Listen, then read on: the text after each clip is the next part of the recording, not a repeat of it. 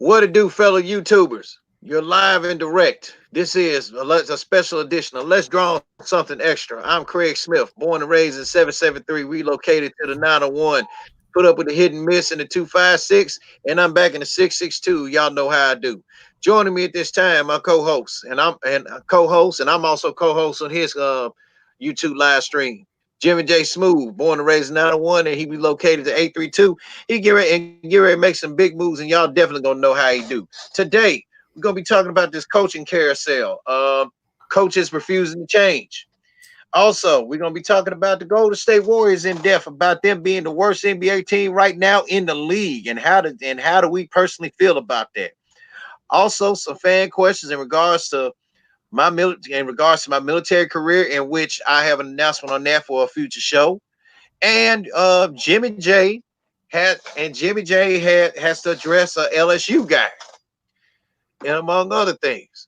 So, without further ado, let's draw on something that has been brought to you in part by Limitless Naturals. That's right, Limitless Naturals, which is located in Memphis, Tennessee, ran by the Sherb herself, Sherbert Ratliff. There is not one hairstyle that has limitless potential.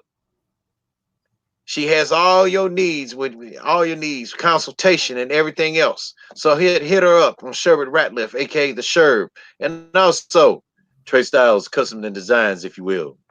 Get all your NBA, NFL, NHL, MLB, Major League Baseball, and all the other good stuff along with family reunions, special occasions, and graduation t-shirts, shirts, hats, aprons, and etc., etc. All custom designed by Trey Styles, aka Trey Murphy. There's nothing you cannot customize. Hit him up at 901 364 3698. That's 901 364 3698. And if y'all missed out on his Black Friday discount, y'all need y'all ass whooped. But without further ado, what's going on, Jimmy? What's popping and what's driving, brother, man? What's good over there, man, in these streets, man? But yeah, we gonna get on these LSU fans again. And I'm gonna get on everybody goddamn fan who's fucking up. And by the way, shout out to my New England Patriot fan who lost a bet. Yes, I said it, ho. You know what I'm saying? So yeah, I predicted all the Patriots lost, and I want to bet on all them hoes. And best to believe the Patriots gonna lose. It might not be in the regular season. It might not be in the middle of the postseason. But when y'all go to the Super Bowl, y'all gonna fold. They're gonna have the Super Fold. Guess what y'all hoes gonna do? This is gonna be the New England Patriots logo. Y'all gonna have y'all Patriots hat from the 1700s, and this is what y'all gonna be y'all logo, ho. It's gonna be y'all logo. This is gonna be y'all logo. I think, hey, want me to be honest with you though? Mm-hmm. I think Baltimore is going to have a better chance at putting New England out. Shit. At this point, because I mean, John Harbaugh and Baltimore alone, Lamar Jackson made Bill Belichick look bad. Hell, Bill Belichick's two former assistants made him look bad Sunday night. Well, Cornell really was the foundation of the New England defense. Yeah, and Cornell, and I looked at a lot of things. Cornell only ran a two-man front in some instances. Yeah, he ran the two linemen, three linebacker with six deep.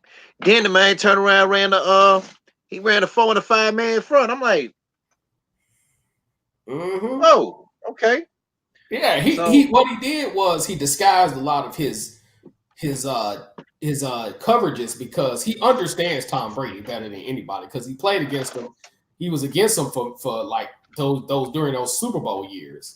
And like I say, and I stand on this, New England would probably have about 10 Super Bowls had Cornell not left to get head coaching jobs and other defensive coordinator gigs. Right. You know what I'm saying? Because Cornell, if you look at New England's defense after Romeo Cornell, it's night and day. They would have never lost the Super Bowl. Peyton Manning would have probably been waiting on the Super Bowl until the end of time, goddamn it. So that's where the advantage comes in because the defensive coordinator they got now, it doesn't have nowhere near the intelligence that Romeo Cornell has because everywhere Romeo Cornell went, at least one or two of those years, whether he's defensive coordinator or head coach, those defenses were number one in at least one of the many defensive categories they have.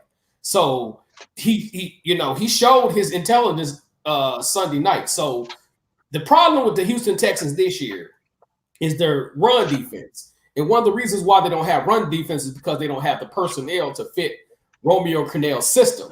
His system, Right.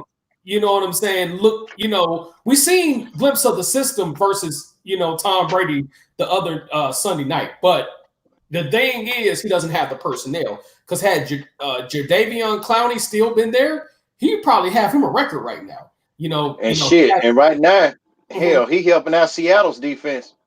Yeah, so his personnel is not what it is. So once he get the personnel that is needed, you know what I'm saying, then he'll be all right in terms of turning that team around. So right now, I say the Texans, what the Texans need to do, because Bill O'Brien made the right decision by giving him the defensive coordinator position, because I think he upgraded Mike Vrabel and put Crennel in the assistant head coaching position, and he made Mike Vrabel the defensive coordinator, and then Vrabel ended up taking the Tennessee job, so he put Crennel back in that defensive coordinator position, rightfully so. He should have never took him out to begin with, because if you notice, when the Texans, when they had overpaid Osweiler, or buy me a beer Osweiler, I want to go to the Shake Junk Osweiler. Yes, he was at every strip club in goddamn Houston. This is an perform one of the biggest and pulled off one of the biggest hustles in sports history. Go on.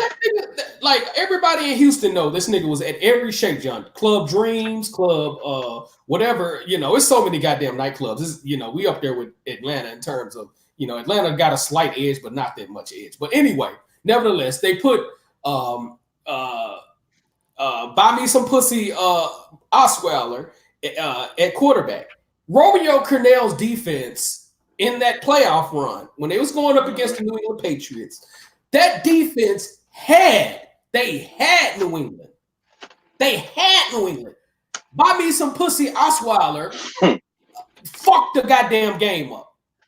They could have easily upset at New England that time, because Tom Brady had 3 interceptions at halftime.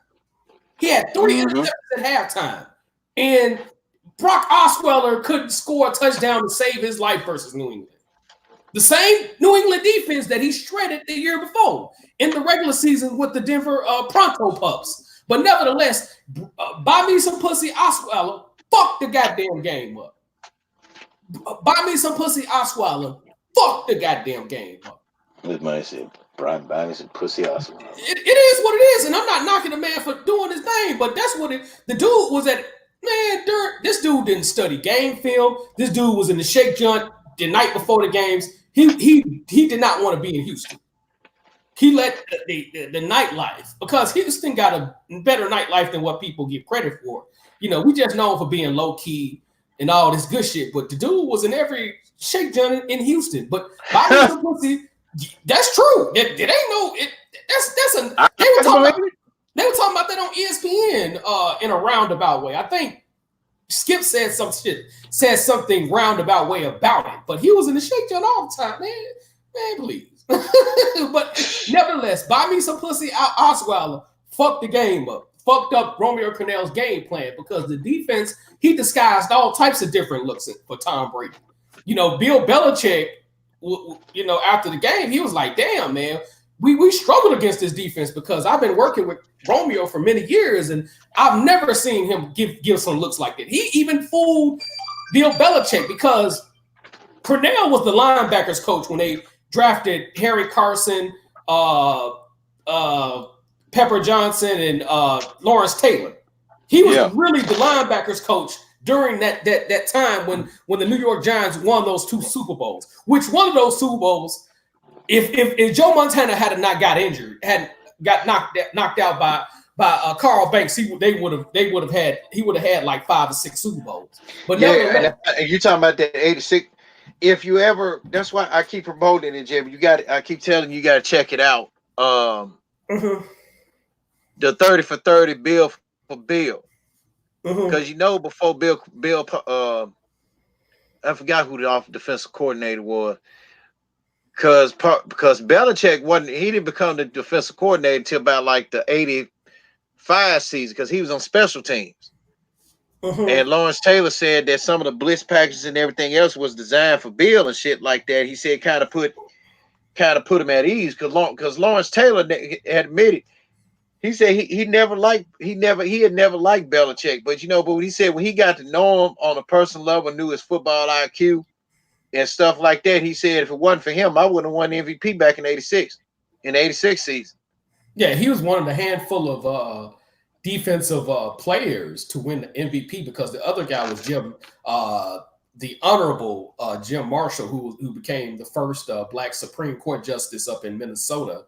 Right. You know what I'm saying? So, nevertheless, Romeo Cornell was the linebackers coach. He was really the foundation of that. He was never the defensive coordinator, but the core group was that linebacker group. And Cornell, out of all those years that he was under Belichick, like he ain't never seen no shit like that from him. You know what I'm saying? Because sometimes he would be, when Belichick was sick or whatnot, they let Romeo run the defense because he was so familiar. Because his core group was the foundation of that defense, and he said he never saw nothing like that. But buy me some pussy, Osweiler had to fuck that shit up, and that's why New England came back and beat them 30-17, some shit like that. It was an embarrassing loss, but yeah, nevertheless, man. And I think I believe that's what him and Osweiler and Bill O'Brien got into it about. Mm-hmm. And then Osweiler wanted to play that shit. Osweiler wanted to play that shit off. Talking about we had a misunderstanding. Said what was said was behind closed doors. Said he report or not reported, it should be nobody's business. I'm like, damn. And then he said he chewed his ass out. And that's when the Texans released him, or I think they either released him or trade him. But they spent so much money on buy me some pussy Osweiler that he was really unfocused when he came to Houston. He was very unfocused. He was in the strip club so much. He was taking most of that contract and tricking it off. A lot of it. Drinking, had a drinking problem. Buy me some pussy hat Osweiler, or buy me a beer Osweiler, whichever one you want to call him, had a drinking problem. That was another issue.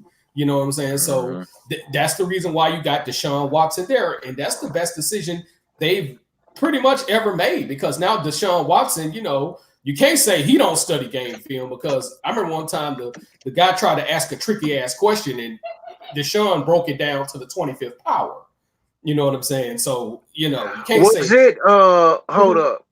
Was it one of them motherfuckers from NFL Network? I want to say that, but it was one of these games where, because Deshaun Watson scored the only 250 plus games in franchise history. He has the only two 50 plus games in franchise history. So, they tried to ask him one of those tricky questions, and Deshaun Watson broke it down to the 25th power. You know what I'm saying? So now I remember back in 2012, I remember when Steve Mariucci called himself trying to make RG3 look dumb. Because Steve Spur, Mooch pulled up something.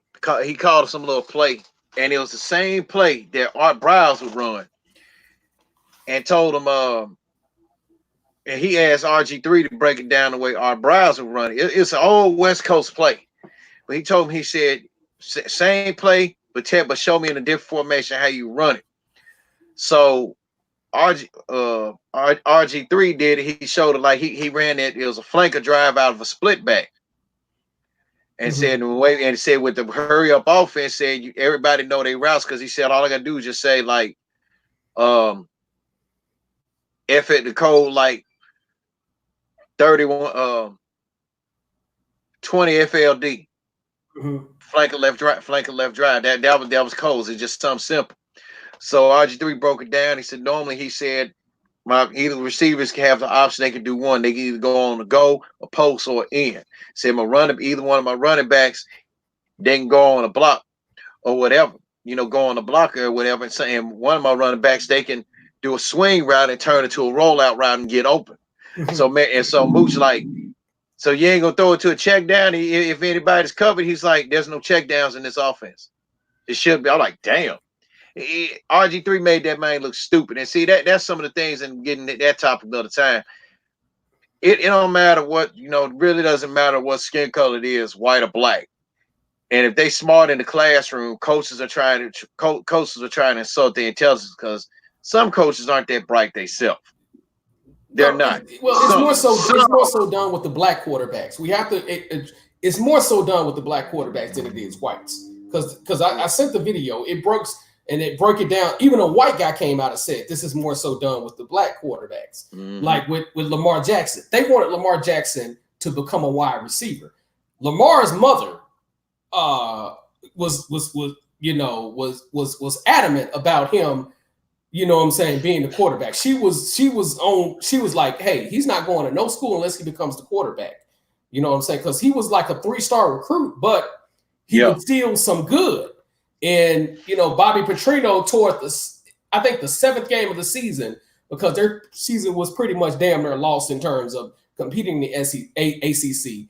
They made him the starting quarterback. And from that point on, you know, the rest is history. I ain't hear nothing about the dude till I first saw this man against Syracuse. And really, when he lit Florida State's ass up by himself. 7 touchdowns, that 7 touchdown game. Oh, to 7 total, 600 some yards all by himself for 7 fucking touchdowns. Mm-hmm.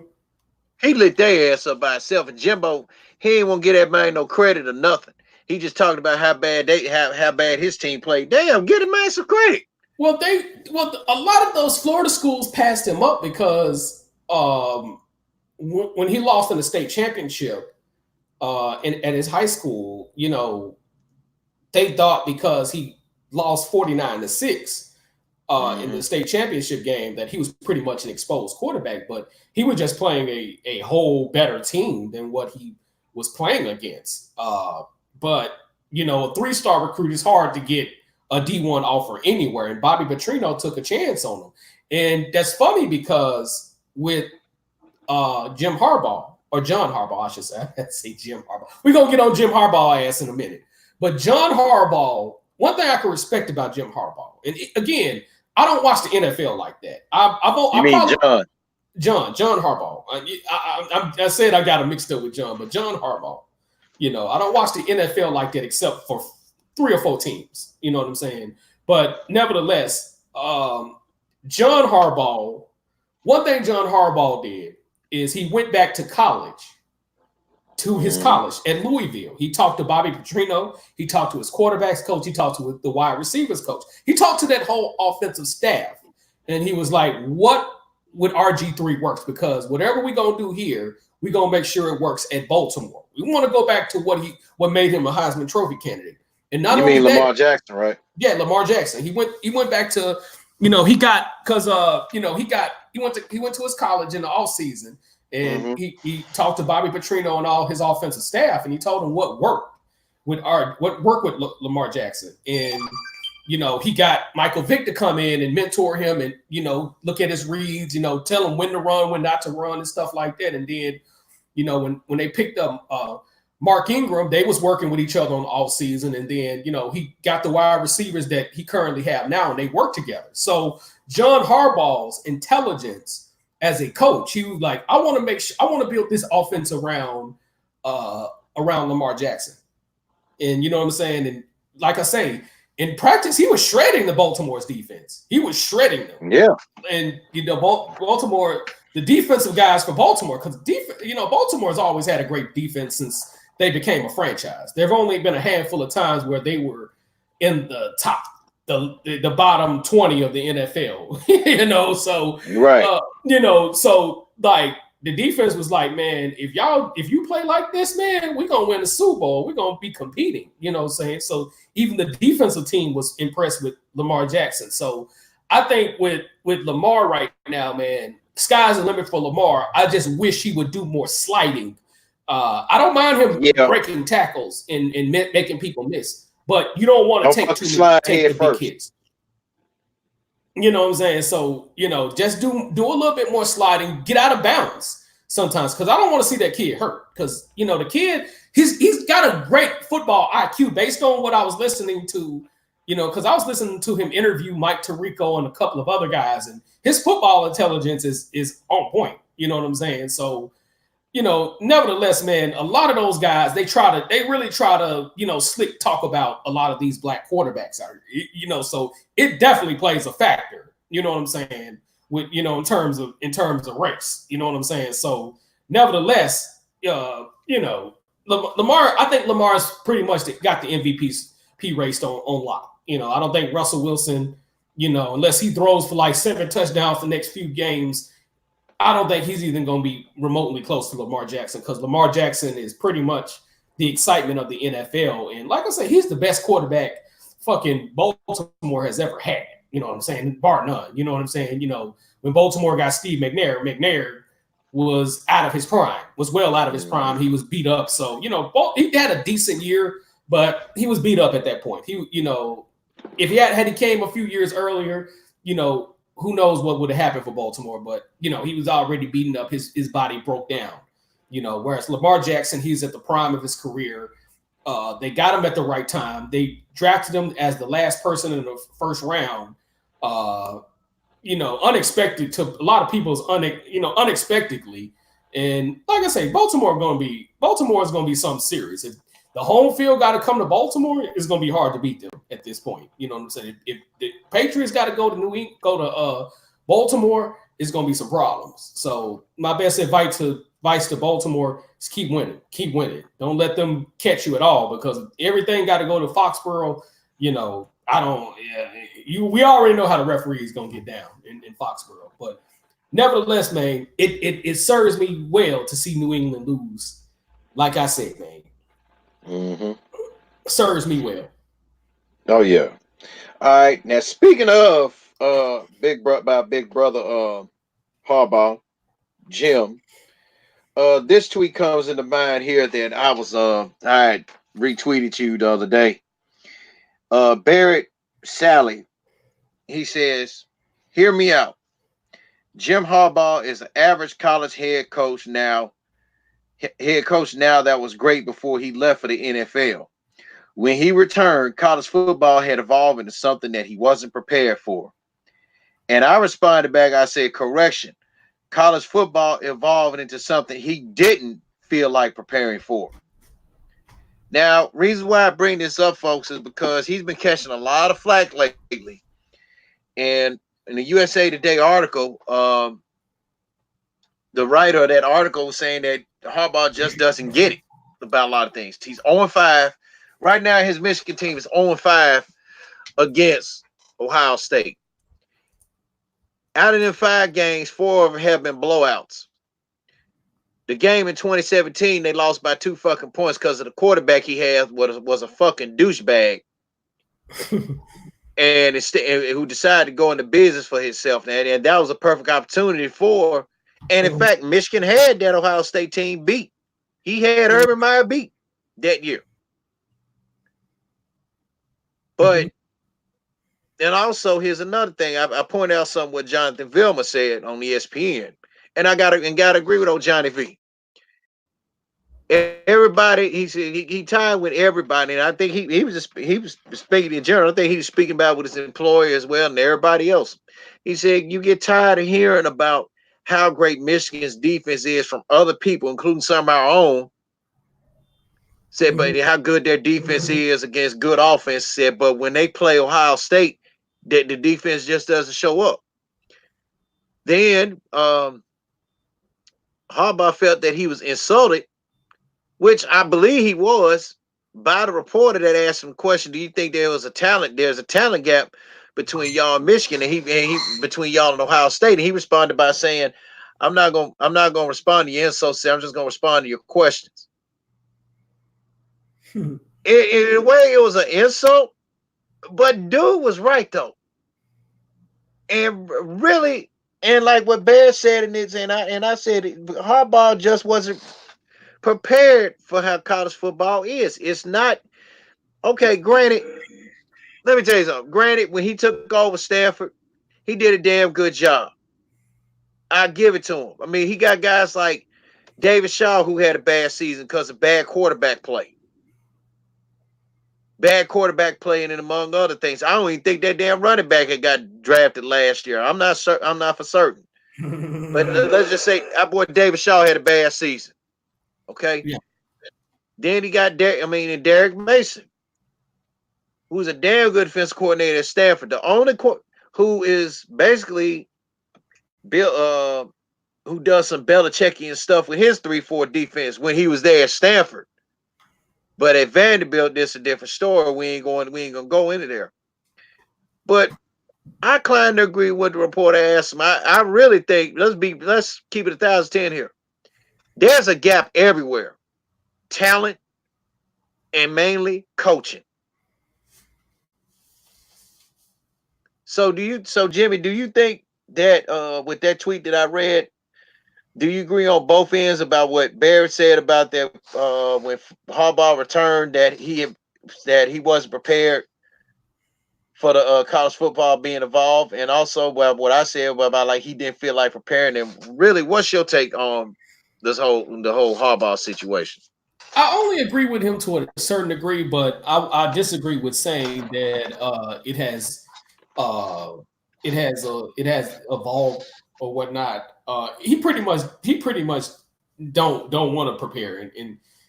In other words, so nevertheless, he's became an average coach, but he allowed himself to become an average coach in the college game because I don't know. He just been an arrogant ass at this point.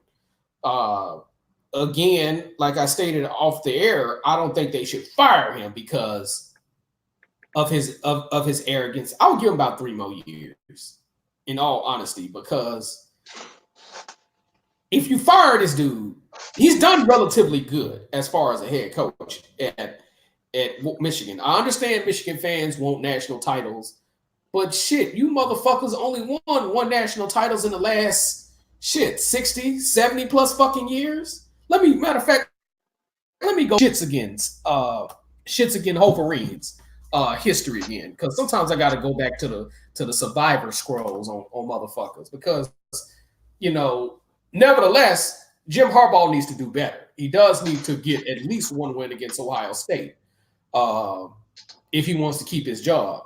You know what I'm saying?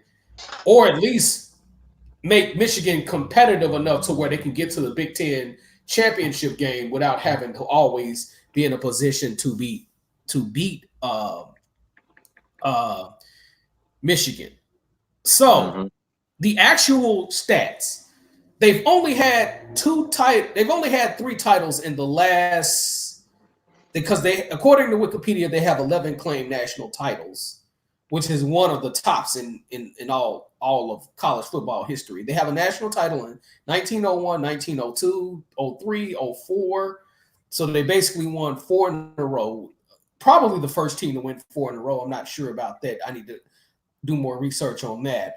1918, 1923, 32, 1933. That's the team with Gerald Ford, the Gerald Ford teams. Yes, President Gerald Ford played on the 1933 and 32 and 33 team.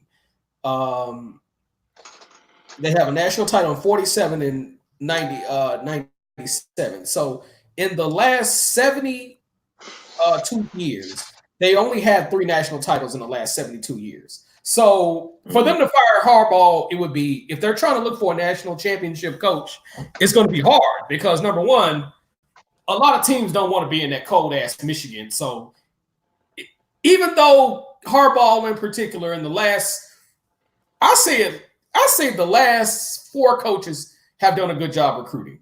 4 or 5 coaches done a good job recruiting. So a lot of motherfuckers that don't want to come to Michigan anyway.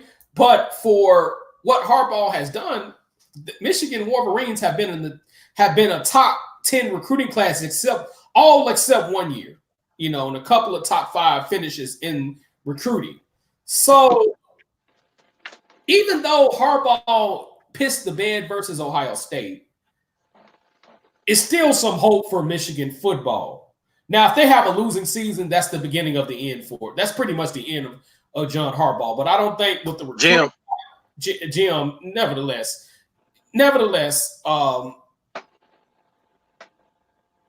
I don't think I don't think this is going to be the beginning. I don't think this should be the end for Harbaugh. You know what I'm saying? So Long as he don't have a losing season within the next 3 years, I say keep him. But Right. at some point, he's going to have to beat Ohio State, or people are going to be. And this is how stupid college football fans is. They always it's some dumbass college football. The Wolverine fan base is extra unrealistic. You motherfuckers only got 3 national titles in the last 72 years. Alabama has won 3 national titles at least 3 national titles in this decade. How you hoes gonna explain that? And your last national title came 22 years ago. So shit. Yep. Going on 23. So I say, guys, kick the dude. So look at so his record: 10-3, 10-3, 8-5, 10-3, 9-3. So yes, he pissed the bed and yes, he pisses the bed in the big games. In the division, the East Division, he was tied for first in his division. I don't know what division Ohio State is. I'm assuming it's the West Division, but nevertheless, he's done pretty for a coach compared to the other bitch ass coaches y'all have. Jim Harbaugh or James Harbaugh, as his dad Jack would call him. He's done pretty good compared to the last few coaches that y'all bitch asses have had. So I say don't I'll say this. Mm-hmm. I'd rather have Jim Harbaugh coaching than have somebody like a Dick Rodriguez, and that's what everybody call him on the Newtopia thing website I'll be on. Rich Rodriguez, they call him Dick Rodriguez and Brady Hoke. So that's all. Because them Brady Hoke years, man. Mm-hmm. I feel bad for Michigan. I mean, they only had that one good year, and that's when Brady Hoke only had one good year, and that was when he took over. That was when he took over with that team that had that Rich Rod had with Denard Robinson, and Denard Robinson. That man was vehement. I ain't never liked him as a quarterback. I'm gonna be honest with you, Michigan fans. Robinson was okay. Robinson is just what he was, an athlete. Anytime when you admit that you don't like being in a pro style offense, a pro style West Coast offense, you rather just be that runner. You rather just be a 60-40 run and throw quarterback. I don't want you on my offense. Mm-hmm. I'm just gonna keep it real. I don't want you on offense. If Jimmy was the offensive coordinator, he'd be like, "Well, you gonna have to change something because and Jimmy knowing you probably tell the quarterback to tell you that. I said, well, hey, you're gonna have to change it. Start the day. You're gonna have to give it the program, man, because everything you see in this playbook, 60-40 pass. Mm-hmm. Pass and run. You're gonna have to give it the program, dude. Study the playbook or something. Well, Rodriguez, one thing I can say about Rich let him get He let him get too comfortable. Let him get too comfortable. But again, in Rich Rodriguez, he looked real good with Rich Rodriguez. With Brady Hoke, I mean, he didn't have no choice but to do what Brady wanted him to do. And then because he had Al Borges as the offensive coordinator, and as you know, Al Borges was the architect of the Gulf was the original architect of the Gulf Coast offense for that #1 Auburn team that didn't win the national title. It was unbeaten. They pulled in Nebraska by beating damn near every team that was in the top 5 that year, and they had a damn good Jason Campbell at quarterback, and he had Ronnie Brown and Cadillac Williams. Mm-hmm. Yeah. No, I don't think Cadillac Williams was there at that point. Yes, he was. They had Ronnie Brown. Okay, yeah, he had Ronnie Brown. Ronnie Brown, Cadillac Williams, and then they had a hell of a linebacking corps. Hell yeah. That was a hell of a defense. But the year before, USC whooped their ass, and the year after whooped their ass on national television at home was 17-0. Yeah, 23 shit at in Auburn. They whooped their ass. Yep. You know what I'm saying? So nevertheless, man, I say keep Harbaugh, because if you decide to get rid of a guy, because in comparison, if Jim Harbaugh was at another school, they would probably still be keeping him unless he was at Alabama or Auburn. I don't know if Auburn would keep him with the record he had. You know what I'm saying? Because Auburn's real bitch made. Speaking of Auburn, you was penultimately all decade team ain't lifetime ain't shit for that meme you sent me with Nick Saban, dog. Nah, you talking about Corey Wolf or me? Because I don't think I've sent no memes. And I think it was Corey with Corey, the crying. No, but then you said something, man. Both y'all is all-time decade team ain't shit for that, man.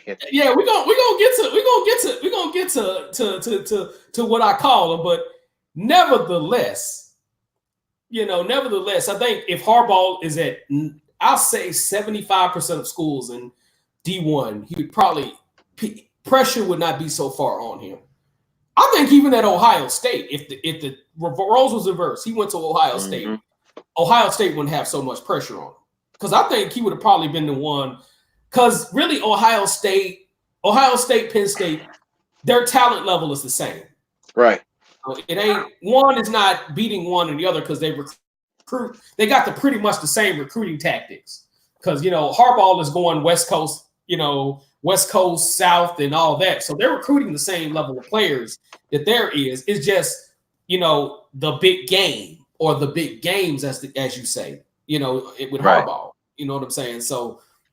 Michigan fans, aka shits again fans, calm down. Calm down. You bitches ain't won a national title in so many years. So calm down. Just what y'all need to do is just simply calm down. Harbaugh, if you give him time, he's gonna do it. He ain't had no losing season yet. He ain't shit the bed. If he shits the bed to where they have a losing season, okay, yeah, I think he's gonna justify them, the criticism. But I say keep your boy Harbaugh, because if y'all decide to go and fire him, you inconsiderate ass 3 national title ass teams. Hell, fucking Ohio State has won more national titles than you hoes in the last goddamn quarter century, goddamn it. So shit, just calm down. Michigan fans, calm down. Yes, Harbaugh deserves criticism. James Joseph Harbaugh deserves criticism. But I'm gonna tell y'all, if y'all get rid of him, y'all gonna have another Brady Hope. Not Brady Hope, but Brady Hope. Brady Hope as a head coach. So yes, he became an average coach, but that's to his own doing. That's to Harbaugh's own doing. So nevertheless, guys, stick with your boy Harbaugh. He hasn't shitted the bed yet. When he shits the bed, start having 5 and 6 shit like that, and then I think it's safe to say that Harbaugh should be let go. But other than that, keep him right where he's at. As long as he's competing in the Big Ten, he's making it competition. You know what I'm saying? Hey, stick to your guy. Right. All right, and then also another question, man. I said something about coaches were kind of like refusing to change their ways. That apologize for that. That kind of made me, with that Harbaugh thing. So, Jimmy, do you think it's is that like a sickening trend with a lot of, with a lot of fans in regards with the coaches? Like they don't want to change their way. Like we've been very vocal about Mike Norvell for 3 straight years with his stick to script play calling. And then, Mike Norvell. And in his 4th year, he's finally in some ways he changed. In some instances, he has changed his ways, but the verdict is still out on him a little bit. So, you think, man, some of these coaches really do need to evolve their game a little bit? I'm talking about not just the college level, but the pro level. Because when you look at somebody like John Gruden, because he gave some little bullshit ass reason as to why he came back to the Raiders. Here's a real reason he didn't want to say. He waited till all his sons got grown and gone. That's what it was, because one of his sons, the strength coach at Washington, Deuce. One and then he got two other sons. I think one of them he's coaching at a community college somewhere, and he got another one playing football as a quarterback. So he didn't want to come out with it and say it. He waited till his son. He waited till all three of his sons got grown and gone, and he felt that he was ready. But the NFL didn't evolve, and I give it to him. He been away from the game so long. He been studying. But looking at these Raiders teams he didn't inherit, man, they ain't been shit. They ain't been shit, and it made me wonder. You know, do coaches, do they not want to change their ways on something? What is it? Do you actually think that do you actually think that they, do they care what the fans think? Well, I think if it ain't broke, don't fix it in certain situations. Because sometimes certain coaches, if they see something working for so long, they're gonna be like, okay, I'm not gonna change my ways. In that situation, if it ain't broke, don't fix it. But if you need to make some adjustments, adjustments needed, particularly, even though my boy has 6 national titles, Saban needs to change his offensive identity. It took him a while. He and to a certain degree, he still needs to change it to a certain degree now, because he's, here's why. That's the reason why your boy got hurt, Tua. Because I think right now, if Tua wasn't hurt, Alabama would definitely be national championships. He rushed them back too quick, and I think that would have been a shoe-in for the national title, because I don't think Clemson would have beat them 2 years in a row. I don't think that would have ever happened in life. But now they're out of the discussion pretty much for the national title. Unless something crazy happens to where all the top teams loses, I don't see them even getting into the discussion. And nevertheless, Saban's defensive identity, Saban's offensive identity, it still needs some improvement. He's gotten better over the years. But nevertheless, when he was and that's crazy, because when he was at LSU, his offenses were on point. But Alabama, for some reason, he hasn't had the best offensive identity, out there. Nevertheless, he had guys like AJ McCarron, Jalen Butthurst did. When he was good, but when he was terrible, he was just horrible. And he went to Oklahoma, and my God, he's a beast. So that shows an example of some of his offensive identity. Now, you could argue he made it up for that with Tua, but again, the brother got that man hurt trying to rush him back. You know what I'm saying? So, well, let's flip the script on something. What if Tua went to Oklahoma instead and Hurts stayed at Alabama? I think the same would happen. I think Tua would be a Heisman guy over there, because Mike Riley, Lincoln Riley. Shit, I don't keep up with these goddamn coaches. But Lincoln Riley, he's a quarterback-friendly guy. Just like Dabo Swinney is a quarterback-friendly guy. If you can't make it in those two offenses, you need your ass kicked as a quarterback, because he adjusts to the quarterback. If he can make Jalen Butthurst, who I wouldn't say he was a bad quarterback coming out of college, because again, he went to high school literally 10 minutes down the road from me. So when I was living in that part of town, he wasn't a bad quarterback coming out of high school. It was just, I guess the coaching staff stagnated Jalen Hurts. And now he went to Oklahoma. He's a whole nother dude. I still wish he would slide. He had the same problem Lamar Jackson had, but nevertheless, he's became a better quarterback. So I think if he was at Oklahoma, he would probably be in the Heisman Trophy discussion still. And be less injury prone.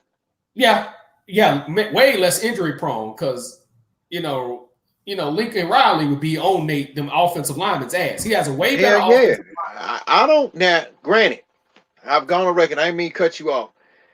I think Lincoln Riley, out of all the young coaches that we got, and let's put Lane Kiffin in this category too. They adapt. They change their shit up every year. I think Lincoln Riley wants to run one of the best offenses in college football, bar none, and that's why every coach in the NFL wants that shit. That's why it's rumored that that Jerry Jones wants him to coach the Dallas Cowboys, which I think, man, that won't be a good fit for him. Because look who's the fucking quarterback for Dallas. Need I continue more on that? No. Well, here's the issue But with Dak. Dak became a fat ass. That's the fucking problem with crack. That's what I'm gonna call that motherfucker. I smoke crack. Scott. That's the fucking problem. Why the fuck is he walking around here 250, 260? Nigga, stay at 220, 215. He didn't stay between 215 and worst case scenario 230. This nigga became a fat ass. That's the problem. He over there eating every kind of Texas barbecue out there. He has no kind of mobility whatsoever. He get tackled before he even moves out the pocket. You know how unmobile crackhead I smoke crack Prescott doing is right now.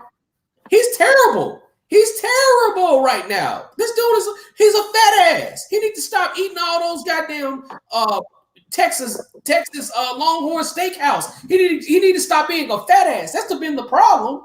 How the fuck you have all these goddamn good ass wide receivers? Randall Cobb. From Green Bay. That's on Amari Cooper. He stayed throwing to Amari Cooper though, man. I mean, you got more than one fucking receiver in Amari Cooper. And Randall Cobb, he be so fucking wide open on some instances. Yeah, and I remember when he played in high school at Alcoa High School in near the Knoxville area. You know, he was a beast. So with that being said, and then he got Ezekiel Elliott that he could throw to out of the backfield when as a hell, yeah, but you know, even Zeke had to tell that man, "Hey, you gotta start throwing deep, dog." Even Zeke had to tell that man, "You gotta start, throw it deep." Yeah, so I smoke crack Prescott. You know, he's been eating too much fucking pork and fucking barbecue out there and fucking. You know, this dude, he shit Prescott, you know, press the flop. That's what I find, man. One thing about this goddamn show, I don't give a fuck if it's my team, your team, everybody's team. I'm fine, everybody goddamn team. Every goddamn body can get it, goddamn it. I don't give a fuck who it is. Press flop. Hey, I smoke crack plus press flop. Is becoming a flop fucking right now. Press flop needs to stop smoking that crack. Whoever gave this nigga his supply, you whoop that motherfucker's ass, Cowboy fans. You need to find whoever the pusher man and stomp his ass out. Because whatever this press flop is smoking, it ain't doing him no good for the Dallas Cowboys. And then that you know. Jason Garrett, I don't know what the fuck Jason Garrett is on right now, but I think this is his last year. If they don't make the playoffs, Garrett. Well, more likely. Well, you know they're gonna find a way for the Cowboys to get into the playoffs because I think they did play. I think they played the Rams this year, and the Rams own the head on their ass. So it's gonna be so the Cowboys are more likely to become the first team to win a division and not make the playoffs. Well, if you win the division, you're gonna make the playoffs. And right now they are leading the NFC least because Philly had a chance to time, but they shit the bed against the worst team in the fucking NFL right now. Yeah, so no, they're gonna make the playoffs because they win the division. That means they host a home game. They're gonna host a home game, so they're lead the NFC least. Because you know what I'm saying. The dead skins they in the coffin right now. They're dead. They're dead. They are what they are. They're dead in the water. They're dead in the water. The Philadelphia Weasels. I need to walk home weasels. Sign a petition weasels. Sign a petition for their ass to walk back from Miami to Philadelphia. Yeah, which that's gonna be a long ass walk, man, because they probably gonna freeze by the time they walk up there. So yeah, the cowgirls, you know what I'm saying, or the couch boys who normally be, you know, on a season like this, normally they gonna sit on the couch during the playoffs. The couch boys, they looking like the couch boys right now. They looking like the couch. They need to sit on the couch, man, to this year. But they gonna be off the couch this year. So I say, you know, Cowboy fans, don't be so quick to fire your boy yet. You know, wait till they not make the playoffs and then go ahead and get him up out of here. Because I think if they make the playoffs, he bought him another year at least. Right. He bought him at least another year. So I say give him a chance to get his shit together. If they don't make the playoffs, then yeah, you got an excuse to fire Jason Garrett, because I know a lot of the people, you know, the Cowboy haters, and I don't like the fucking Cowboys, but you know, I know a lot of I don't the like him opposing. either. Now let me go on record. I don't like him either. Because I Mhm. think they're one of the most overrated ass teams there is. But Cowboys, we gotta give them their respect. They had when they had Tony Romo in the final years when Romo was putting up Pro Bowl style fucking yardage and numbers. And along with the fact Dez Bryant had his three best seasons with Tony Romo, Mhm. they had a fucking hellified offense, man. They were running that old school Earnhardt Perkins, the Mhm. old Ray Perkins offense, you know. And then when they got Dak Prescott and Ezekiel Elliott, and they fucking had, and I think that was the worst thing. That was the worst damn thing that Jason Garrett could do was hire Scott Linehan.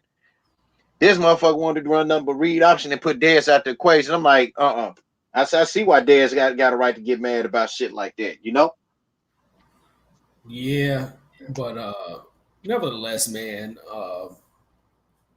nevertheless, man, with the Cowboys, man, I say don't piss on yourself just yet and get rid of Jason Garrett. I say keep him.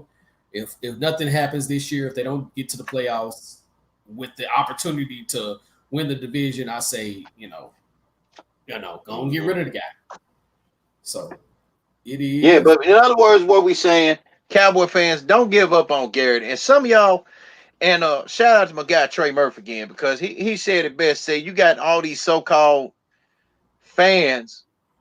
He was speaking with his team in general, the 49ers, but in the reality, when you listen, and Murphy he said it best.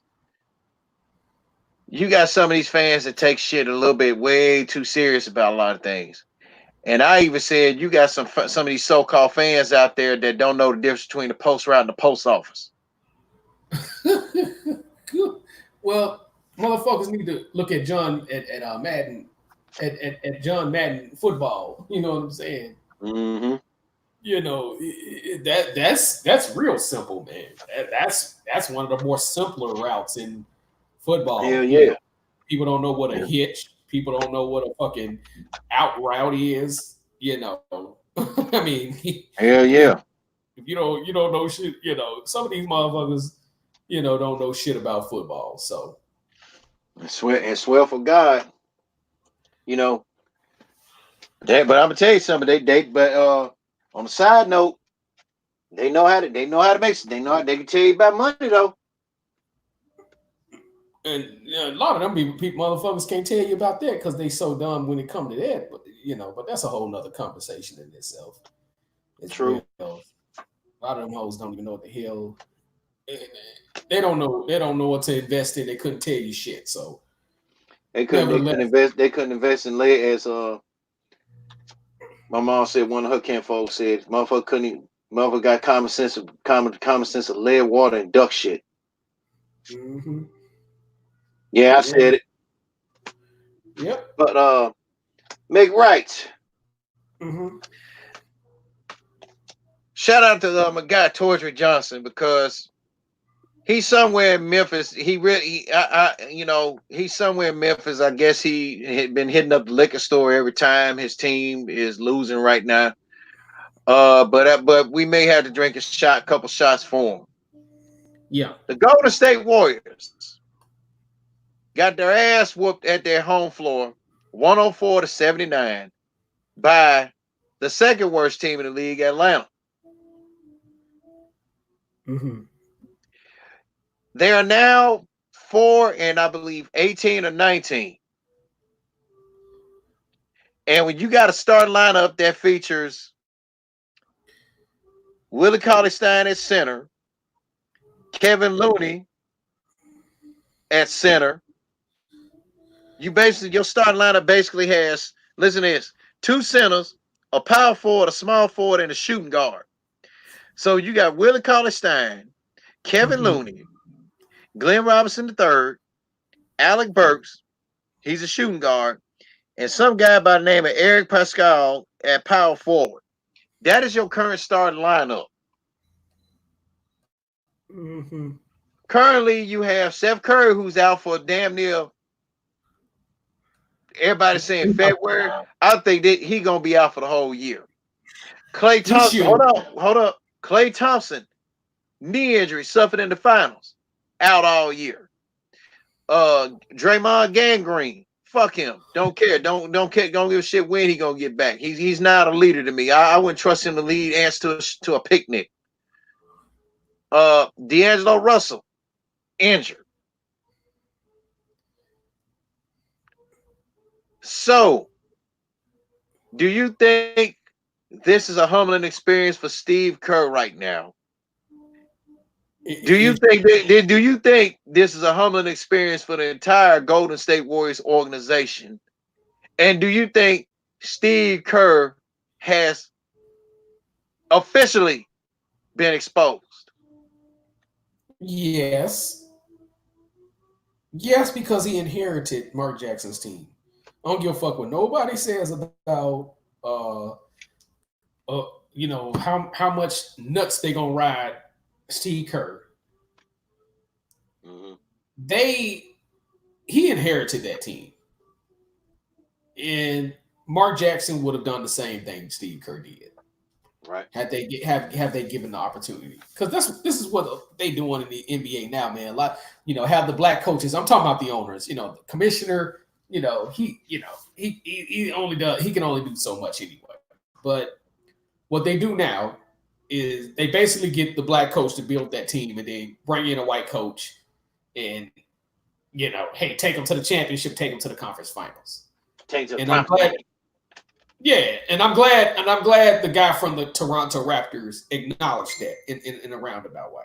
He basically acknowledged it in a roundabout way. Same thing. In other words, he gave Dwayne Casey his respect. Yeah, he gave him his respect when he said, you know what I'm saying, about the Ferrari comment. That's confirmation right there.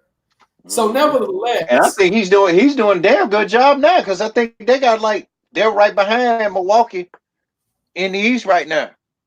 Yeah, and they're playing lights out basketball. You know what I'm saying, in comparison to where they would have been, compared to where they should be. Because I think Philadelphia, right, Philadelphia and a couple of other teams should be ahead of them. But it's still early. We're talking about the second. Probably the 7th week of the NBA season, so it's still early. So nevertheless, you don't know a team until 40 games. When 40 games pass by, then that's when shit gets real. After the All-Star breaks, that's when shit gets real. But nevertheless, yes, it's a humbling experience for Steve Kerr. And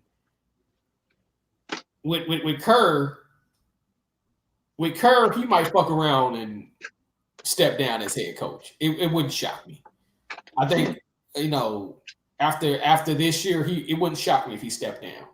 I don't think he will, but it wouldn't be a surprise either.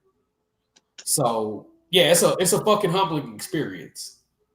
It's a hell of a humbling experience because when you lose John B. Thompson and Steph Curry and Gangrene, Gang Green. I ran Kevin Durant off because we never needed you, but I wanted to call for you though. Nobody called for you. I'm too late to apologize, Gang Green. You want to apologize? You want to wait after the nigga leave to apologize? You little bitch ass motherfucker. You old boxhead bitch. You old Doug West motherfucker. Yeah, I'm going in on Gang Green. Go in on. You want me? Take the wheel. Humble your boxhead ass self. How the fuck you wait until the nigga leave, then you want to apologize? The whole coaching staff told you, go apologize to the man. You so fucking arrogant. You got arguably the best player in the NBA on your team. You could argue between or one of the top. You got two of the best guys on your team. The two best players in the NBA. You could argue Steph Curry. You could argue Kevin Durant. Either way, arguably the two best players on your team. But one of those guys you get into it with, you know what I'm saying, and Kevin Durant. And you take forever today to apologize to this motherfucker. It goes to show you. This shit goes to show you the character of man. And nevertheless, he should have humbled himself. He like, look, man, I was in my feelings. I was acting like a little bitch ass, extra emotional ass Pisces nigga. No disrespect to some of my Pisces homies, because some of my closest homies are Pisces. That's no disrespect. Shots at them. Yeah. But I got two cousins that's Pisces. But some of them niggas some of them Pisces niggas could be extra emotional. You know what I'm saying? So that's what Gang Green is, a fucking extra emotional ass Pisces nigga. So nevertheless, he should have humbled his fucking self. Steve, and that's one thing I respect about Steve Kerr. At least Steve Kerr tried to, out of all the things he did, because you can criticize Steve Kerr for a lot of things, but he tried to keep Kevin Durant. He did everything he can. That wasn't on him, on Kevin, on boxhead Steve Kerr. Steve Kerr did tell that man to apologize, and he just refused to do it.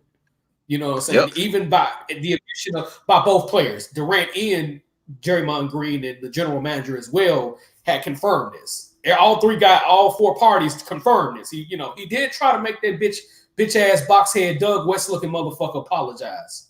You know what I'm saying? So Doug West.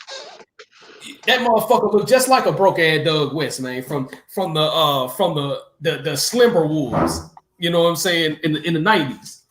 You know what I'm saying? Dang. So, that bitch ass motherfucker, bitch ass hoe ass motherfuckers fucked up a goddamn dynasty. If it hadn't been for boxhead ass Gang Green or Gaymon Green, whichever one you want to call this extra emotional ass in my feelings, I can't stay out of technical foul trouble. Not foul trouble, but technical foul trouble.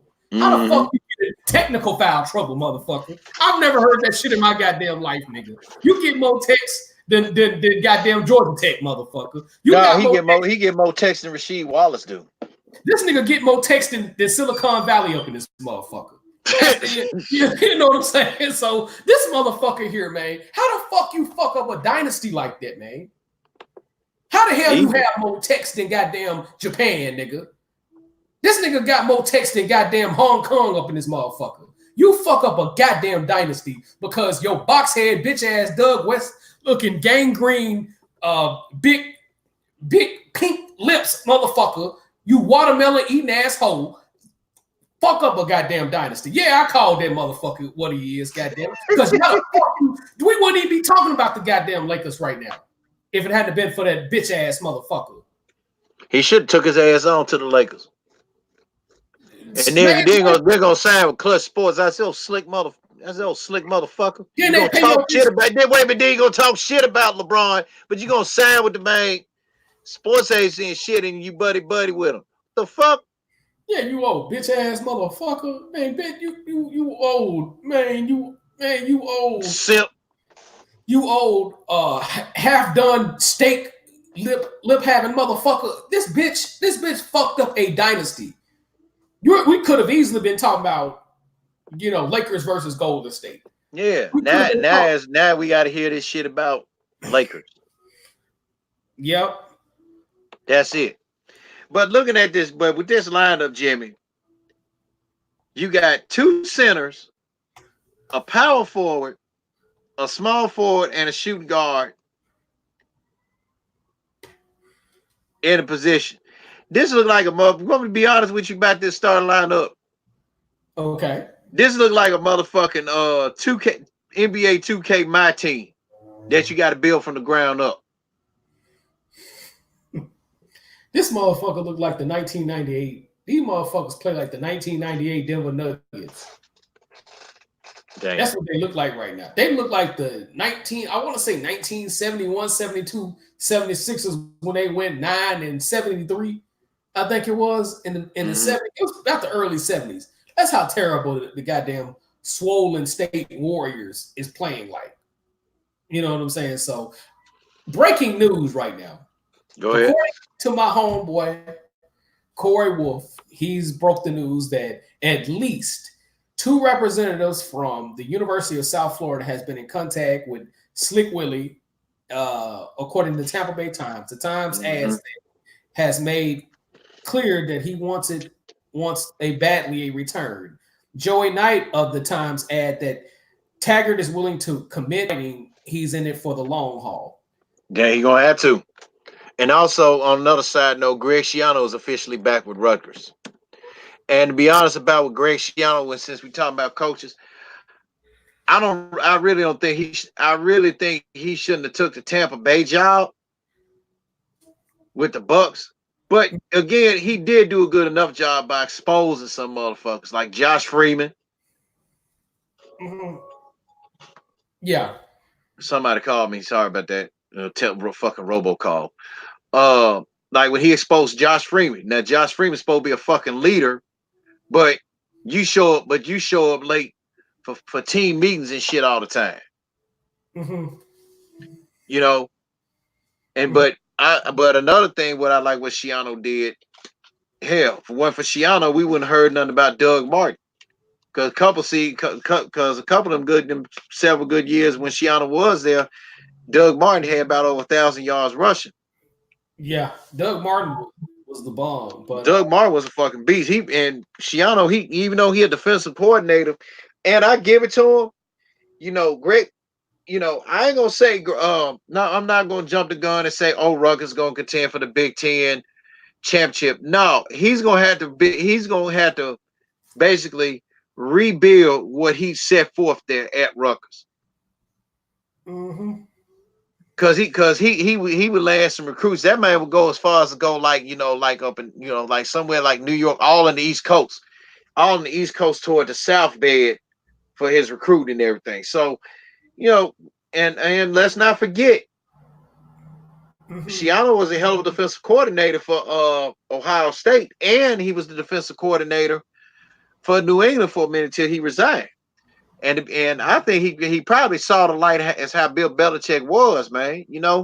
But I'm glad Schiano back where it belonged, because they say, hey, he a player's coach, but he about the business too.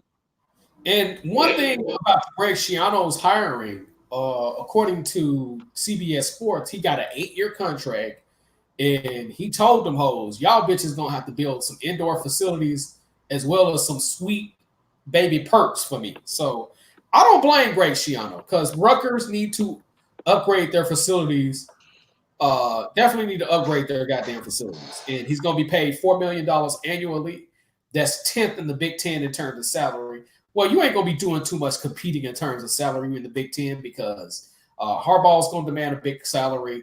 The motherfucker at Ohio State, if he wins Brian Day, Brian Day, he going to win he going to demand a big ass salary, rightfully so. What you want to know something, though? Mm-hmm. Everybody going to be demanding Saban money. But Saban earned his money. The thing with Saban got 6 national titles. I think the only person that come close to him having national titles, you would probably have to go in the 1920s, and then Paul Bear Bryant, because I think Paul Bear Bryant won 6 national titles. Right. So that's just the closest you're gonna get. You could probably say I don't think Newt Rockney. Let me look this whole up. I think Newt Rockney had a lot of national titles too, but you would have to go. You would have to go way back. Newt Rockney. Let me look this. Hold on. I'm gonna have to give me another computer because this whole been acting up. So You probably need to get it clean, bro. Need to get a good thorough cleaning. And how many national titles? I got an Asian dude I know down the street that'll clean that up. So, but I'm gonna have to just save some of these programs too. How many national titles Newt Rockney won? Because I know he died. hey, hold that thought for a sec. Be right back. Okay. Yeah.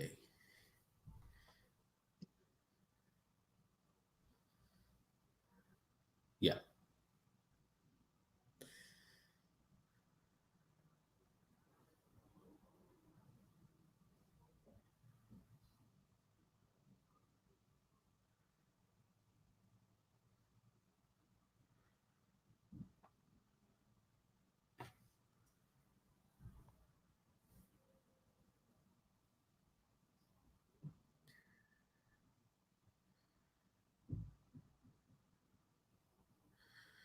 Ooh.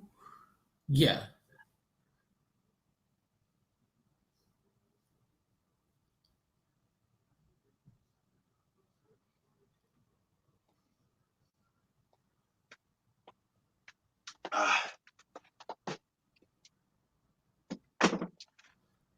Oh man.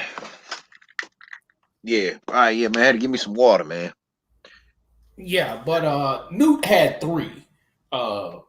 Probably would have won more had he not died in the plane crash. I always wonder what happened to Newt. Yeah, he died in a plane crash. That I knew that story since I was a kid. So, but no. So, nevertheless, getting back on Nick Saban, and when he played Auburn, I'm gonna call it what it is on the air. Goddamn it, Captain Saberhole, because every time, Malzahn be on the hot seat. He always beat Saban at Auburn, right? Because you ain't the only one that said that shit. Somebody on Newtopia Sports said the same thing. Captain Nick Saban. Captain Saberhole. That was one day I had to roll. I had to bust out laughing on that shit. But he didn't say Captain Saberhole. He said Captain Nick Sabanhole. I'm like, man. Here's a story of Nick Saban on the day he saved Gus Malzahn's job. Man, you won't believe he beat me again at Auburn. Hey, but check this out though. Now, what was that? 2 years ago, Mm-hmm. Auburn beat Auburn. Nah, Auburn blew out both Georgia and Alabama when they both were number one. Mm-hmm. Then the previous year, Georgia and Alabama whooped their ass. Mm-hmm. Now, Georgia go there, barely beat them. Mm-hmm. And Auburn barely beats Alabama. Mm-hmm. Nick need to get him a fucking decent kicker. Man. Because he been getting some of those garbage ass kickers, man. Man. He definitely I wouldn't trust him to kick a ball for a child. Man, he flashed. Man, it's sad, man. Goddamn it. It's goddamn sad, man. First of all, he lose on a missed field goal. A couple of years ago, he lost on a missed field goal return, and then he lose on a missed field. Saban just finds a way to lose to He finds a way to flap them capes for goddamn Gus Malzahn. He always flapping them goddamn capes, man. Man, they need to. And what I'm trying to figure out is how the hell Auburn gonna put up 48 points and Bo Nix didn't even throw for that many fucking yards. Man, damn. He just fucking Matt Jones threw for damn near almost 400. Man, because first of all, you lose to two of your rivals. LSU, when they doing bad, LS Pepe Le Pew, and then you lose to Slobber. This who says slobbering. Slobbering. Slobbering.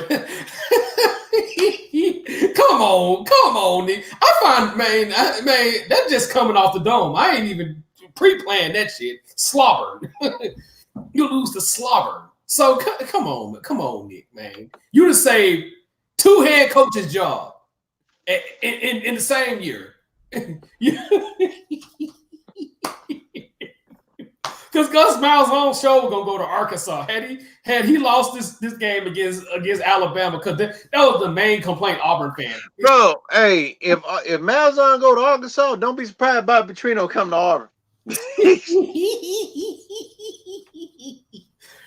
Man, this is classy, man. But Nick Saban, come on, man. Come on, Nick. Come on. And everybody saying, and dude saying the article has Nick Saban lost his touch. Hell no. No, it's guys. Now let me G check. What's this? What's that motherfucker name? Let me find that article. Hold up. Yeah. I want to G check this bitch ass motherfucker.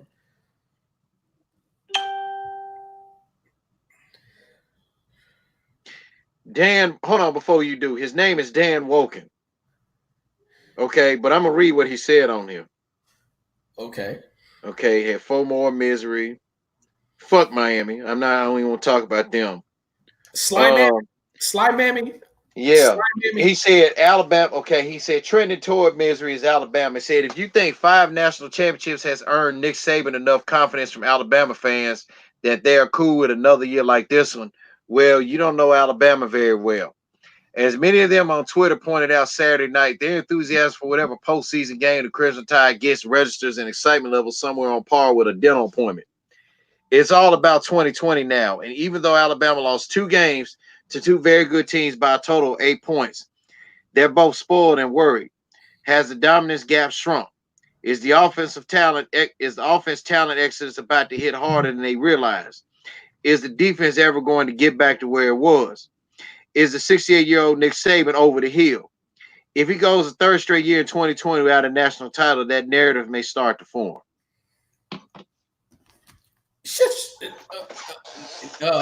What's the nigga name? Woken? Dan Woken. Dan's Hoken. Yes, I'm gonna call you Dan Hoken. Bitch, it's the goddamn SEC, ho. That's what the fuck it is, Mr. Hoken. It's the fucking SEC. You ain't gonna always dominate in the SEC. Even the years that Tennessee, every year was Tennessee, Alabama, and Alabama and Auburn dominating the SEC. Every once in a while, you had Georgia come up in there and whoop their ass. Every once in a while, you had the Mississippi schools whoop their ass. It's the fucking SEC. Anytime you have teams that's recruiting as equally as you, because if you look at the top 10, usually it's 5 SEC teams, sometimes at worst case scenario, 4 SEC teams that's recruiting. You know, A&M has continued to put up top 10 teams, mainly because they're in the state of Texas / Houston area. So they're going to recruit pretty well.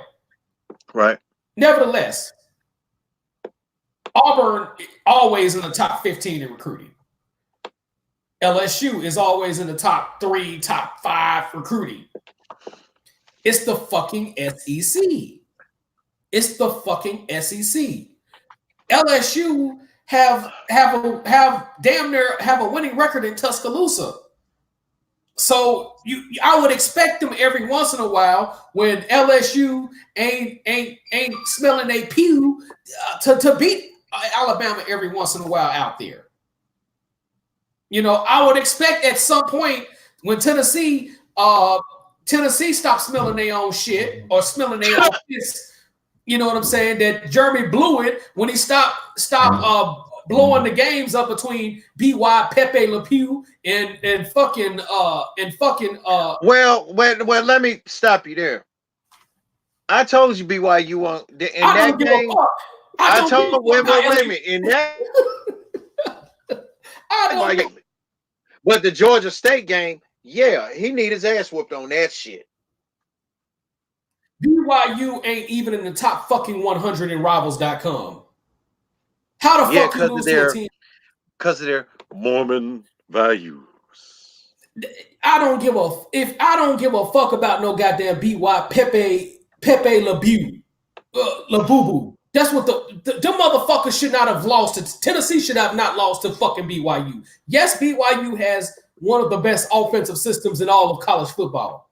They have one of the best mid-major programs in all of college football. Yes, you said they shouldn't be taken lightly, but at the end of the day, them motherfuckers ain't even the top 100 of goddamn Rivals.com. Memphis got a better recruiting class than fucking BY fucking U. They should not even been in the same locker room. They shouldn't even be able to watch their goddamn draws. That's how garbage they get. Rice University got a better recruiting class than fucking BY Pepe Le Pew. But they had the worst facilities. One of the worst facilities out there, including their basketball facility, which is shit. But nevertheless, fucking they lose to BYU. Fucking that is no. I don't give a fuck about how good their offense is. Tennessee it ranks number 13, 12, is in the top 15 in recruiting. You're talking about you know how hard it is to recruit a top 15 recruiting key team in all of college football. You know how hard that is day in and day out. And then he still got bitch ass what's that motherfucker that I be clowning name? What's that last Tennessee coach name? I'm so goddamn hot at goddamn Tennessee for losing them to them bitches. What's that? Bitch Jones. Bitch Jones. He still got the top 5 recruiting class. This from Bitch Jones's team. And Jeremy Blewett Pruitt. The good thing that say Blewett Pruitt ass this year is he got to a bowl game. You know, yes, it's below Tennessee expectation. Sometimes it's unrealistic because Florida been kicking our ass for many goddamn years. Shout out to the Florida fakers because that's what the hell they are. You know, every once in a while, you know, but I got to respect their Gators this year. You know what I'm saying? But when they play Tennessee, they the Gators. But when they play Alabama or LSU, they the fakers. They do all them pump fakes. They logos when they play Alabama and LSU. This is their logo. That's their logo. Just like the goddamn. Hey, but on another note, Felipe Franks from Florida had decided he said he gonna take his name out of transfer portal and go to the NFL. And man, if you had read Twitter, a lot of the Gator fans are fucking glad he's gone. Because they said if Franks hadn't got hurt, Florida would probably been looking at one of them cupcake bowls. They ass probably be 7-5. But when they had Jeff Trask in, yeah, they down 9. I think they 9-2 or 10-2 right now. I don't think this dude ready because they say he really one of the worst quarterbacks that Florida has. And I made a tweet on there, motherfucker laughed at it. I said if he was up under the old ball coach's fun and gun system, I said Felipe will take the fun out of the fun and gun. The dude, wait. He doesn't make reads at quarterback. He is a terrible quarterback. Look, pull up game film on him.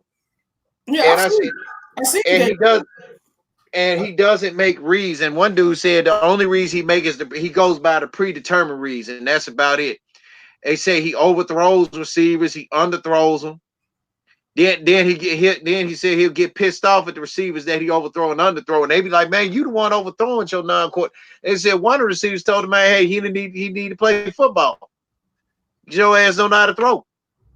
Yeah, but the backup though, Jeff Trask.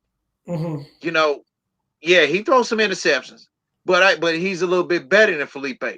So if really, and then they talk about Felipe, what's his name, Josh Gaddis. Had liked a tweet from something what Felipe said. Now, if he go to fucking Michigan, he gonna have to fucking do shit that way. He can't be there doing shit his way. Harbaugh ain't gonna fucking play that shit. No.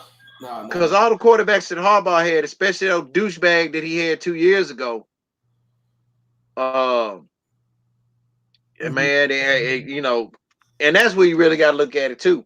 Harbaugh never had no good quarterback at Michigan either, and that's another story another time. Yeah. He had good offenses, but he never had no good quarterback. Well, he was an NFL / third He was third in Heisman Trophy behind Rodney Peete and Tim. Yep. I forgot that motherfucker name. Anyway, but nevertheless, man, Harbaugh need to recruit better in terms of quarterbacks, man. Once Shit Patterson get up out of there. You said Felipe Franks is going to the NFL, or he's in the transfer portal. He took himself. He was in the transfer portal, but he took himself out of the transfer portal. He talking about going straight to the pros. He don't need to go to the pros yet. He don't need to go to pro right now. No, he need all 4 years of college. Now this is a dude that really he need to learn his craft. Period. Well, you just said it best. He need to learn his craft. He need all 4 years of college. You know what I'm saying? Sometimes that 1 year can make a lot of difference, because if you go to NFL, those defensive coordinators will eat his ass up. Eat him up. They're gonna disguise blitzes and all types of shit on his bitch ass. And then he'll be out, and then he'll be third string. Then he'll be and that's like what Chris Carter even said. You know, despite the fact he said something about you got to have a fall guy at one of the symposium, he even said best you got to have something to fall back on at the NFL. So you're gonna start that shit now. Why you getting the lead? Even though he shouldn't have made that public, he has a point there. Yeah, because if Michael Vick had a fall guy, paid off a little fall guy, like, hey, when you get out of jail, I'm gonna pay you off. You know. Mm-hmm. But I think he wouldn't have been in the position that he was in. But then some of those dudes, they were bitch ass dudes anyway. 3 stars anyway. So they went on to snitched him out and fucked his goddamn career up. Which, you know, I think with Michael Vick working with Lamar Jackson and stuff like that, that's a good thing for him. And then he's being an announcer. Yeah.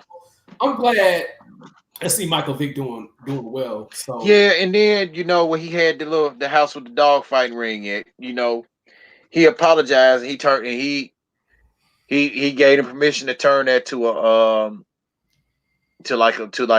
hospital. Mm-hmm. I mean, that was big of him to do that, But but yeah, man, we got some fan questions here. I'm ready for these hoes. Bayou Bengal 40 entitles this one. God damn you, Jimmy. Yes, sir. It said, hello, Craig. Hello, Jimmy. Jimmy, I've lately been hearing you say, Jimmy, you have been giving me a laugh in regards to you about calling my team the Bayou Bengals, the PU Bengals. You have never had nothing good to say about Ed Orgeron ever since the blunder that his disastrous shit year at Ole Miss, which is totally understandable. He said, because I would hate a guy myself. Granted, Ed Orgeron is a damn good. He's a damn good position coach and a damn good recruiter. Yeah, and little you know it or not, he's also a damn good head coach. Now, with him my question to you is, without bashing Ed Orgeron, do you think he has a winner with Joe Brady? Salute Marcus Johnson. Do you think he has a winner with his coaching staff as far as him having Joe Brady from the New Orleans Saints as the passing game coordinator and wide receivers coach, and Dave Aranda as defensive coordinator, in which the latter had got a $2.5 million contract extension in his first year at LSU?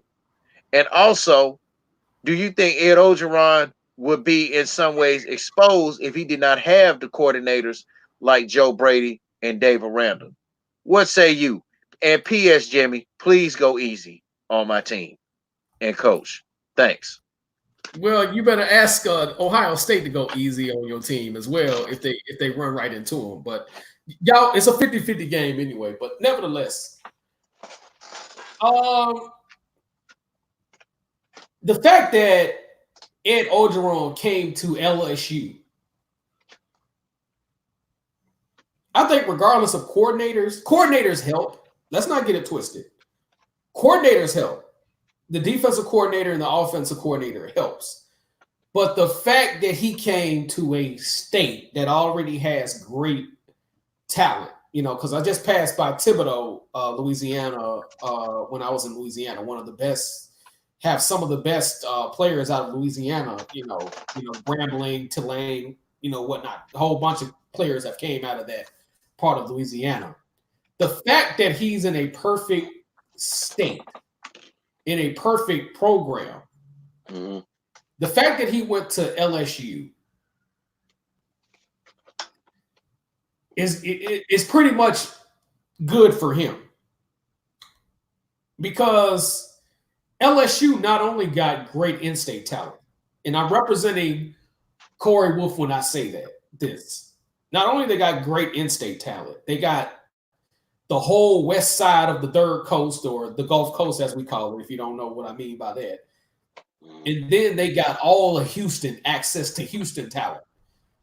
So, or I should say East Texas. So they could steal talent from Mississippi, at least into Alabama, because you're not going to get too many guys from Florida to come all the way to Louisiana. They're just not going to happen, Nope. Because we saw what happened. You may get some from Texas. Yeah, you may get some from Texas, but you'll get some from Texas before you get some, from Florida. But nevertheless, they pretty much got the whole third coast on lock for the most part, or at least the west part of the third. So he came in a perfect position. The thing is, he's in a perfect position now because even if LSU becomes the putty patrollers of Alabama, for lack of a better term, because Alabama been dominating, so you got to put some respect on Alabama name right now. Even though they have not, this year have been a rare year to where they, Nick Saban became Captain Nick Sabaho. You know what I'm saying? Other than that, he's in a perfect school, because if he loses, guess what? LSU, the one team that he normally gonna lose to is Alabama, or Auburn, which gonna have 2 losses. He can have 10-win years year in and year out. Right. So he's in a perfect position. And one of the reasons why he got in this position is because Jimbo Fisher turned down the job, believe it or not. Yeah. People forget Jimbo Fisher was the coach in waiting for the LSU job. And let me say this on the note. I don't think that if Jimbo were to coach LSU and with that complex ass offense, I don't think they would have been able to put up the numbers that they putting up now with Joe Brady and Steve Esminger as coordinators now. But continue. But I will say this, though. They would have beat LSU that year where Alabama should not have went to the where Alabama should not have been in a national title game in the BCS. Talking about that one when Alabama and LSU played again. LSU beat the shit out y'all. I'm going to be honest. Well, I'm going to be honest. I'm going to be honest, too. That was more of an ESPN lobby. That was more of an ESPN political play right there. And not only that, Stress Miles, play caller was shit. Stress Miles was predictable. Hell, so Stress Miles. Stress Miles. That's what I call it, ho. Because how the fuck you lose a national title game the way they did? And LSU played a tough schedule on the road. They beat Oregon, they beat West Virginia at West Virginia. They, their conference schedule was pretty obvious. Yeah. So they, you could have said they probably had the toughest schedule. Had they won, you could have easily said they had the toughest schedule on their way to a national title easily because of that particular instance. But Stress Miles, even though Jimbo Fisher's offense is complex, he would have had like 3 or 4 national titles. Besides, because Stress Miles, for some reason, even though he was a hell of an offensive coordinator in his day, he was a sucky coach. He was a conservative ass coach. You know what I'm saying? So I feel like Jimbo, got anybody from Jimbo Fisher, Tom Herman, and as you have Ed O, or as they say, Go O up in Louisiana, uh, they would probably be matching the success. But he wasn't a perfect. Believe it or not, Coach O was in a perfect position at LSU. You know what I'm saying? Yes, I'm gonna give y'all some shit because I know Coach O's history on a personal level, but nevertheless, he was in a perfect position. Les Miles got fired, Coach O took over, and now it's go Coach O, as they say out there in Louisiana. So he was in a perfect position anyway, and that's mainly because some great coaches turned down the job, and had they not turned down the job, they would have been in a great position at LSU. Or as I call it, LS. Well, I can't call y'all Pepe Le Pew. I'm gonna just give y'all LSU right now. And last year he recruited the number 3 recruiting class in the country.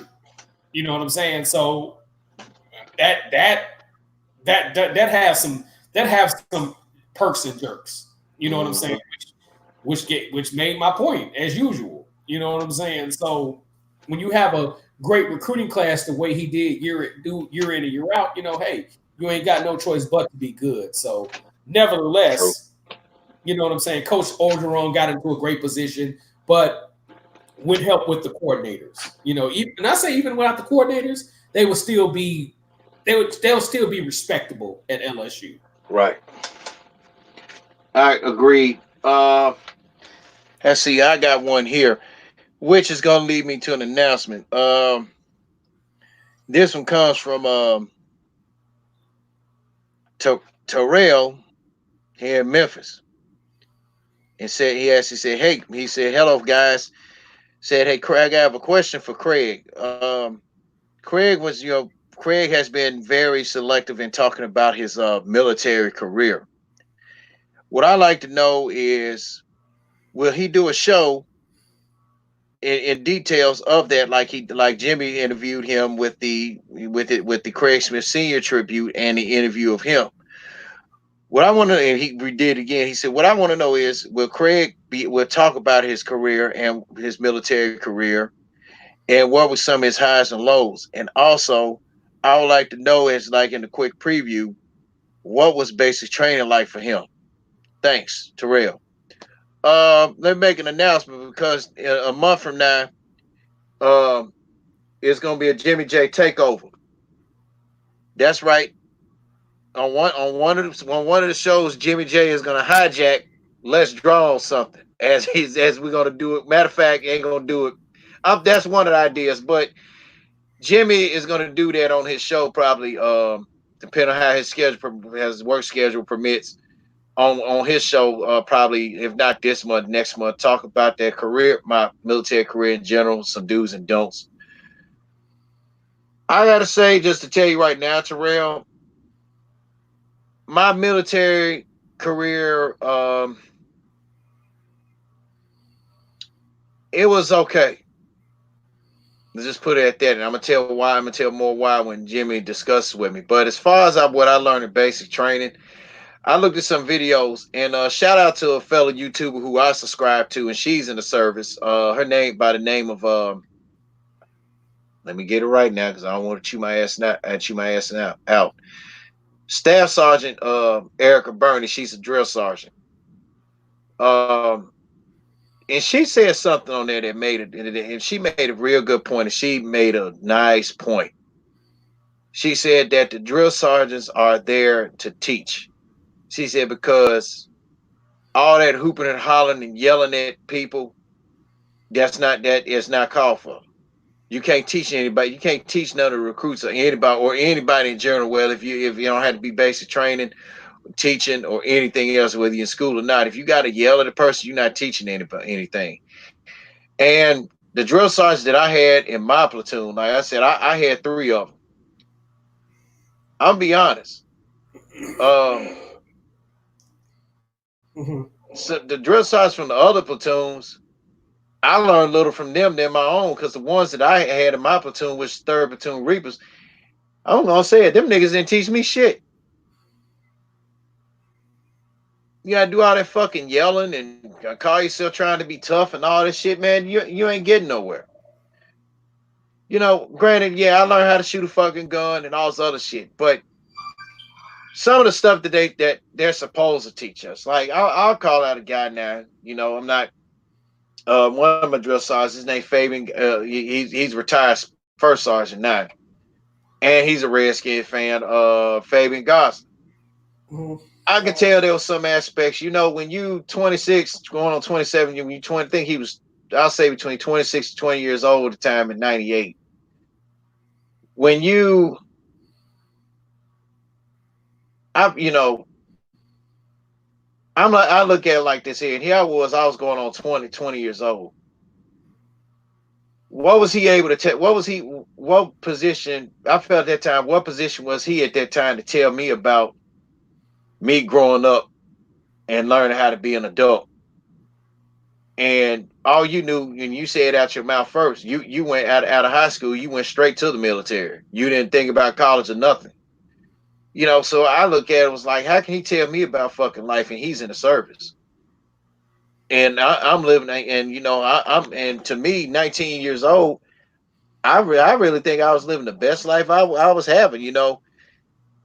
When I got out, yeah, I attempted to go to school, go to college, I work. You know, I was living like that, but I felt with him along with the two other guys, I couldn't. I felt I didn't learn shit with them teaching because sometimes they didn't feel like they ain't want. They really didn't feel like teaching. They always got to fucking yell and all this other shit. Look, and if you are a drill sergeant, I'm not knocking you. I ain't telling you to be nice with your recruits and all that. Just because you got that hat on, don't let it change your character. Yeah, your key word there is you're an instructor. It's not drill. You're an instructor. You're there to instruct recruits on what they need to do. You know, the talking tough and all that other shit, that don't phase me. And like old drill sergeant Bernie had did say, you know, the drill sergeants are there to teach. Teach the damn recruits. I didn't, be honest with you, 20 years, I still remember this shit. It's going on 22 years now. I've been, 22, yeah, it's 22 years since I was in Fort Sill. Mhm. I didn't, man, I really didn't learn a motherfucking thing there from the drill sergeants because it's just like, what the fuck? I learned some of it, but if you don't, but here's the thing: and I've said it best, if you don't want to be a leader, I said on the last show, whereas if you don't want to be a leader, why take up the responsibility? If you don't want to be a drill sergeant, and I noticed that they don't ask to be, they get drafted to be, they get called up to be. Okay, if you don't want to instruct nobody, don't do the job. If you feel the need, you gotta take your frustrations out because your old lady didn't get no pussy last night, the other night, um, and whatnot, because you going to bed because some of them claim that I ain't go to bed. I ain't go to bed till about 12:30 this morning. I ain't go to bed about 12:30 this morning. Private. Then I had to get up and come and get up for PT and come PT y'all ass. Well, hey, that's not our fault. That the way I looked at, that's the way I look at it. It ain't our fault, Jack. So who's zooming who? That like me. I don't feel like getting up. That's like me saying I don't feel like getting up at between 3 o'clock and 3:10 in the morning to make a walk to where I get my Lyft ride cheaper to go to get to work on time. But I got to make some fucking money. Or you, Jimmy, but you having to be at work on some days at 7 o'clock. You saying, man, I have time. I don't be feel like getting up in the morning at 5 o'clock, but I got to do it. I got to make my bread so I can get me a whip and get ready to do some other things. You know. So I mean, but Terrell, I mean, with Jimmy's gonna cover more of that in depth on a future show about my military career and stuff like that. And no, I didn't see combat, thank goodness, because I would have been one fucked up individual. Yeah, that's a good thing that you did neither. Definitely. Man, I've been one very effed up individual, man. Yeah, But man. other than that, man, you got anything you like to add, dude? Man, shit, nothing else, man. Just great show as usual, man. Great show as usual, man. And college football fans, let me tell y'all asses something. Stop being unrealistic, man. Just stop being unrealistic. It's just a game. It's just a game.